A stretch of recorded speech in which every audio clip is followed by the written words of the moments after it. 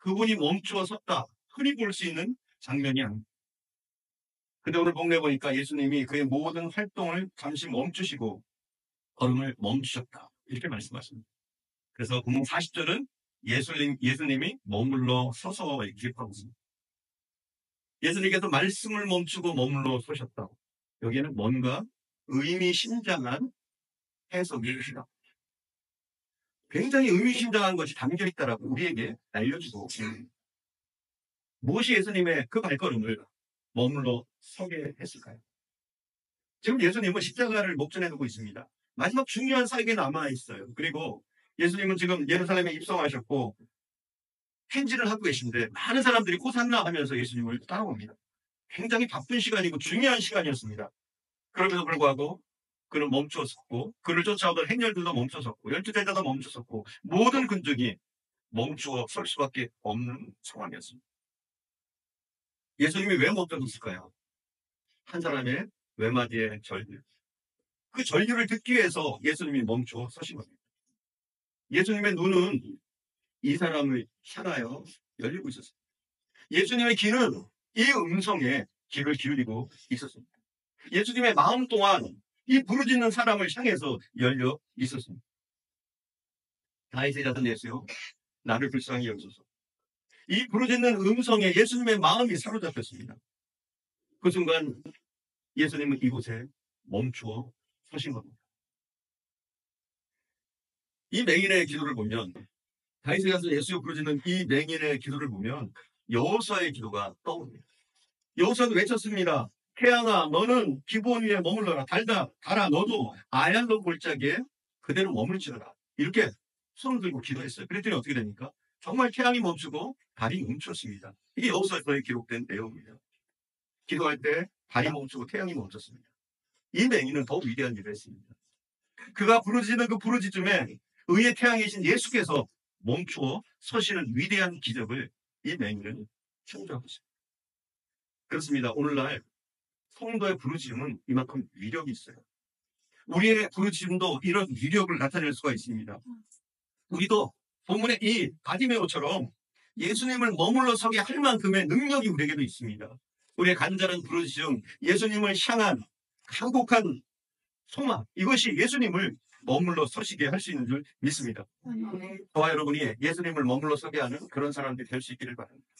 예수님은 성도들의 눈물이 있는 곳에 멈춰 서십니다. 예수님은 성도들의 관심이 있는 곳에 예수님의 관심이 있으십니다. 예수님은 우리의 간구의 귀를 기르시고 부르짖는 교회를 향해서 그의 귀와 눈이 열려 있으시고 오늘 본문에 나오는 이 맹인을 향해서 멈춰 서시고 바라보셨던 것처럼 간절히 원하는 우리들을 향해서 그 눈과 귀가 열리는 줄 믿습니다. 우리의 당부는 주님을 머물러 서게 하는 능력이 있습니다.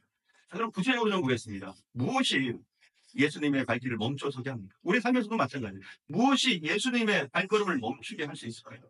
주님은 어떤 곳에 멈춰 서실까요? 제일 먼저 첫 번째, 주님을 필요로 하는 사람 곁에 머물러 서십니다. 주님을 필요로 하는 사람, 주님을 원하는 사람, 간절히 찾는 그 사람에게 머물러 서시는 거예요. 물이 높은 데서 낮은 데로 흐르는 것처럼 주님은 당신을 필요로 하는 곳으로 내려가십니다. 이 시각장애인, 이 맹인은 불쌍한 사람입니다. 자기 능력으로는 아무것도 할 수 없어요. 자기 능력으로는 빵 하나 살 수 없어요. 일하지 못하니까. 그래서 어쩔 수 없이 구걸할 수밖에 없었습니다. 거기다 장애를 입고 있어서 그것을 극복할 가능성이 적은 사람이에요. 참 불쌍한 사람이죠. 근데 예수님을 여러분이 잘 알아야 돼요. 예수님은 우리의 외모에 도무지 관심이 없으십니다. 우리 외모에 도대체 관심이 없으셔요. 계란사는 여러분의 옷에 관심을 가질 겁니다. 아마 헤어 디자이너는 여러분의 헤어스타일에 관심을 기울일 거예요.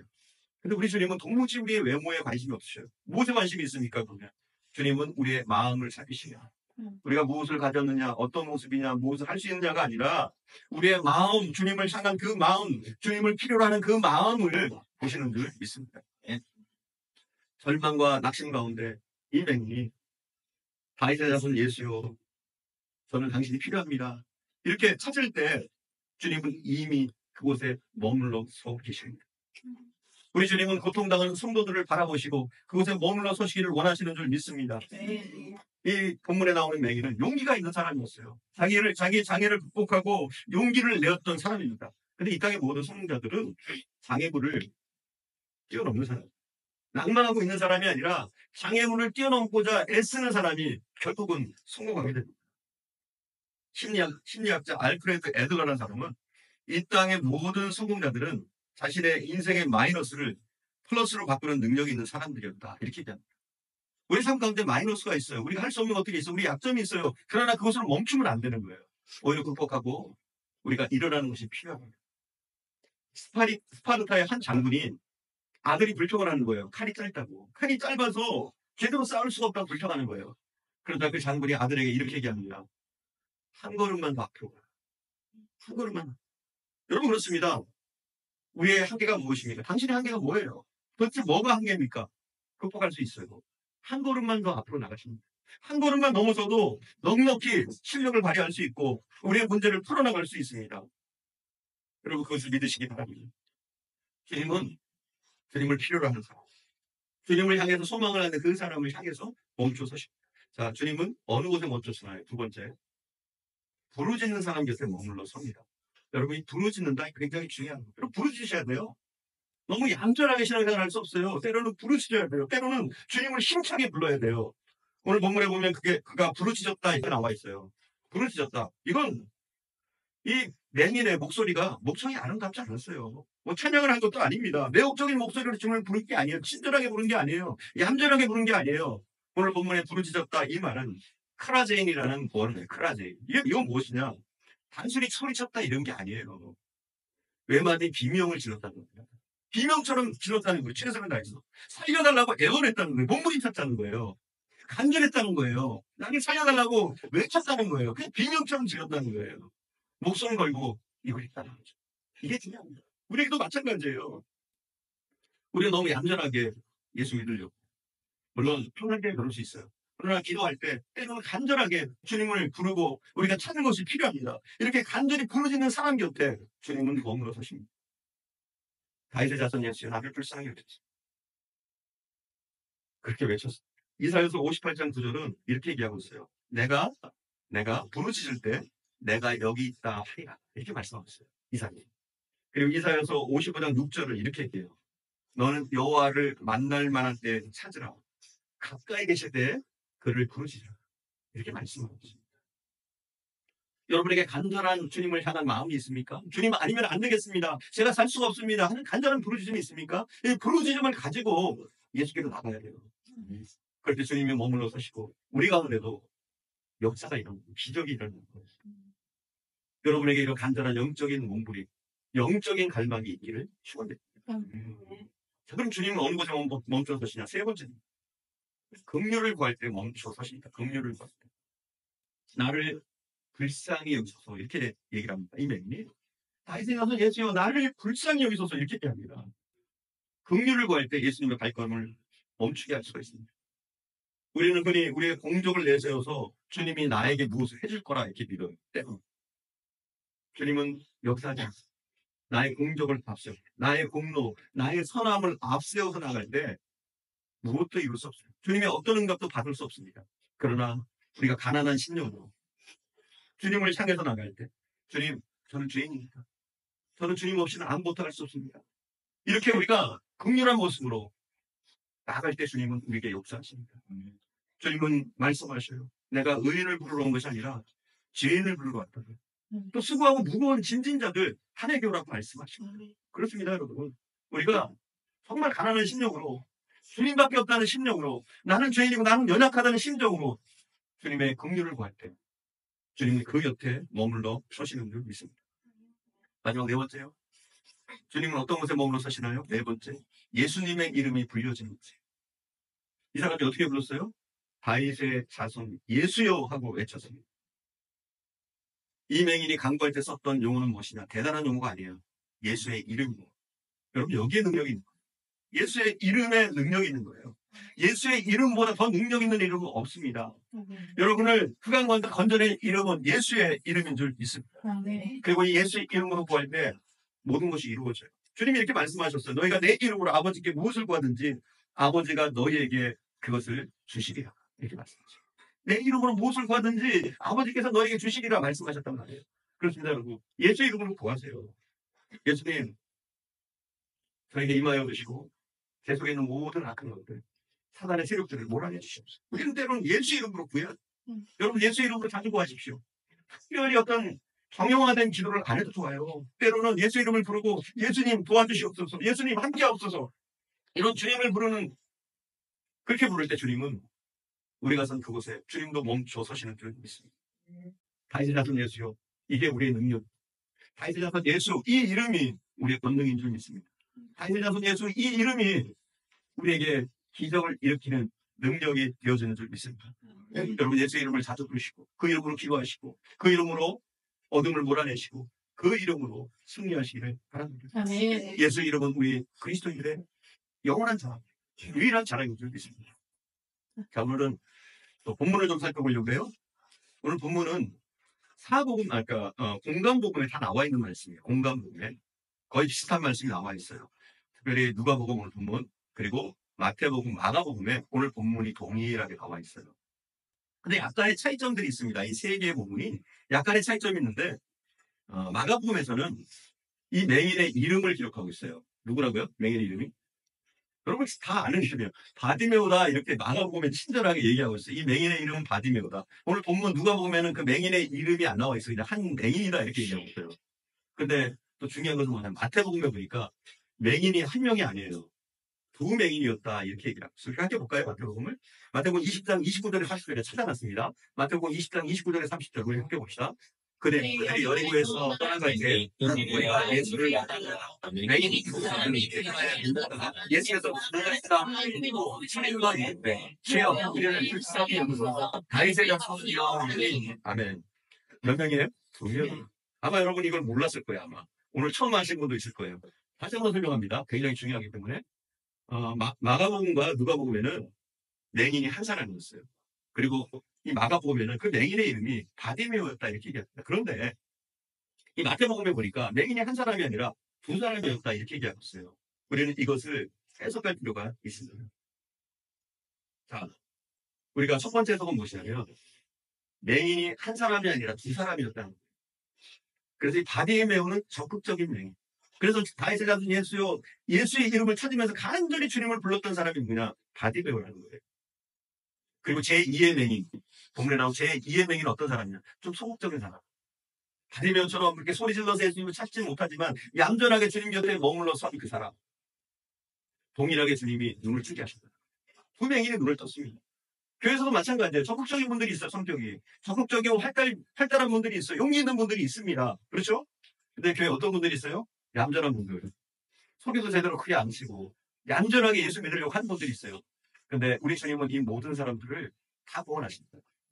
누가 되었든지 소심하다고 할지라도, 아니 적극적으로 주님을 찾는다고 할지라도 주님께로 나오기만 하면, 주님을 간절한 마음으로 찾기만 하면 주님의 은총을 덧입을 수 있다. 이런 것을 우리에게 보여주고 있습니다. 누구든지 주님을 찾기만 하면 주의 국물을 덧입을 수가 있습니다. 이것이 여러분에게 위로가 되길 바랍니다. 나는 너무 소극적인데, 나는 너무 약한데, 연약한데, 나는 성격이 도대체 이래간 데가 있으실까? 이런 분이 있을 수 있어요. 그러나 그렇지 않다는 거예요. 우리의 마음을 향해서 주님께로 나가기만 하되, 우리 마음이 간절히 주님을 애착에 찾으면, 물론 액션까지 취할 수 있다면 좋겠지만, 그런 부분도 있지만 마음은 간절한데 액션을 못 취하는 분들이 의외로 소극적인 분들이 있을 수 있어요. 그럼에도 불구하고 주님은 아시고 구원하시는 줄 믿습니다. 네. 아시고 채워주시는 줄 믿습니다. 또 이 본문을 다 별개의 본문으로 보는 거예요. 그러니까 한 사람의 맹인이 눈을 떴다. 그리고 두 명의 맹인이 눈을 떴다. 이걸 두 사건으로, 두 가지 사건으로, 각기라도 두 가지 사건으로 이렇게 볼 수 있는 거예요. 왜냐하면 아까 말씀드린 마가복음과 누가복음 한 사람을 얘기하고 있고 마태복음 두 사람의 맹인을 얘기하기 때문에 이 두 사건을 별개 사건이다, 같은 사건이나 별개 사건이다 이렇게 보는 거예요. 그리고 해석이 어떻게 되느냐? 이렇게 우리는 해석할 수 있어요. 바디메오가 부르짖었습니다. 한 맹인이 부르짖어서 결국은 그가 평생의 소원이었던 눈을 뜨게 된 거예요. 이 소문을 듣고 바로 근처에 있던 그 사람이 주님께로, 두 사람의 맹인이 주님께로 찾아갑니다. 그래서 그들도 고침을 받고, 이렇게 우리는 해석을 할 수가 있는 거예요. 한 사람을 구원하신 예수님, 한 사람의 눈을 뜨게 하신 예수님, 그 예수님은 두 사람의 눈도, 세 사람의 눈도, 3,000명의 눈도, 3만 명의 눈도 뜨게 하실 수 있는 능력이 바로 우리 주님에게는 있다는 사실입니다. 아멘. 여기 또 중요한 사실이 있어요. 세 사람의 맹인, 또 혹은 두 사람의 맹인이 눈을 떴어요. 근데 성경에 기록된 인물은 누구예요? 딱 한 사람. 이름까지 기록되어 있는 바디메오 한 사람이에요. 왜 한 사람만 기록했을까요? 바디메오 한 사람만이 진짜로 은혜 받고 주님의 제자로 인생을 살았던 사람이다. 성경은 우리에게 말해주고 있는 거예요. 세 사람이 됐건 두 사람이 됐건 눈을 떴지만 바디메오 한 사람 주님께로 돌아와서 12제자와 함께 예수님의 제자처럼 따라다니면서 같이 사역을 하고 주님을 따랐다. 우리는 이렇게 볼 수 있는 거예요. 그래서 이 사람이야말로 육체의 구원뿐만 아니라 영혼의 구원까지 받은 정말 복받은 사람이다. 이렇게 볼 수 있습니다. 여러분, 우리에게 은혜의 기회가 있을 때, 우리가 주님을 만날 기회가 있을 때, 그때 우리도 적극적으로 바디메오처럼 주님께로 나가야 되는 점이 있습니다. 아멘. 여러분, 기회라는 게 있어요. 은혜 받을 기회라. 오늘 바디메오, 이 맹인들에게 오늘 본문의 기회는 마지막 기회예요. 왠 줄 아십니까? 이 본문을 지나고 나면 예수님은 십자가에 달리십니다. 그러니까 다시 그들이 기회는 없었어요. 만약 그 기회를 놓쳤다면 그들은 영원히 눈을 뜨지 못했을 거예요. 우리에게도 마찬가지입니다. 우리도 매 순간, 매 시간, 매날 이것이 나에게 주어진 기회다 생각하고 주님을 간절히 찾고 주님께로 나아가는 것이 필요한 줄 믿습니다. 이 여리고성은 굉장히 일찍이 놀라운 기적이 일어났던 곳이에요. 여리고성이 함락되는 기적, 여러분 기억하시죠? 그리고 이 본문에서, 오늘 본문, 이 여리고성에서 맹인들이 눈뜨는 기적이 일어납니다. 그들의 문제가 해결되고 기적이 일어난 것을 볼 수가 있습니다. 여러분, 사탄은요, 그런데 우리에게 기적이 일어나도록 구경만 하고 있지 않습니다. 우리가 은혜 받도록 사탄은 구경만 하고 있지 않아요. 바디메오가 또 이 맹인들이 주님께로 오는데 방해거리들이 있었습니다. 뭐라고 그래요, 사람들이? 잠잠하라. 시끄럽다. 왜 이렇게 떠들어? 이렇게 그들을 잠잠하게 했습니다. 만약 바디메오가 용기를 내지 않고 장벽을 넘으려고 하지 않았다면 나는 팔자가 맹인이야. 소리 질러서 뭐해. 그러면서 거기서 멈춰섰다면 그걸로 끝나는 거예요. 그냥 주저앉아 있을 수밖에 없는 거예요. 평생 그렇게 살았을 거예요. 그러나 바디메오는 이 장애를 넘어섰어요. 바디메오는 그들의 말에 잠잠하라 시끄럽다 이 막 하는 말에 낙심하기는커녕 오히려 어떻게 해요? 더 큰 소리로 부르셨어요. 더 큰 소리로. 정말 예수님이 들릴 만한 소리로 그 군중의 모든 소리를 덮을 만한 큰 소리로 주님께로 나갔단 말이에요. 그럼 믿음이란 이런 거예요. 우리에게 장애가 있다고, 우리에게 환경적인 어려움이 있다고 멈추는 것이 아니라, 주저앉는 것이 아니라 그것을 극복하고 한 걸음 더 우리가 부르짖는 이게 피가. 공은 때릴수록 더 높이 튀어올라갑니다. 용수철은 누를수록 더 높이 뛰어올라갑니다. 사랑하는 여러분, 여러분의 은혜를 방해하는 요소들이 뭡니까? 여러분이 은혜 받으려고 할 때, 정말 믿음으로 살려고 할 때 여러분을 방해하는 게 반드시 있어요. 여러분이 좀 믿음으로 근접하려고 할 때 여러분을 가지 못하게 방해하는 그 요소들이 있단 말이에요. 그 방해 요소들을 여러분 넘어서셔야 해요. 그 사단의 공격들을 무너뜨려야지, 그 빗각을 무너뜨려야지 여러분이 극복하고 그 위에 설 수가 있는 줄 믿습니다. 사랑하는 여러분, 한 걸음만 더 전진하시기 바랍니다. 한 번 실패하고 낙심하지 마시고 주님이 들으실 때까지 계속적으로 최선을 다해서 포기하지 않고 강구해 보십시오. 주님은 들으십니다. 우리가 은혜를 받으려고 할 때는 항상 장애물이 있어요. 그것을 뛰어넘지 못하면 우리가 은혜 가운데로 들어갈 수가 없습니다. 은혜의 자리는 내 자리가 될 수가 없어요.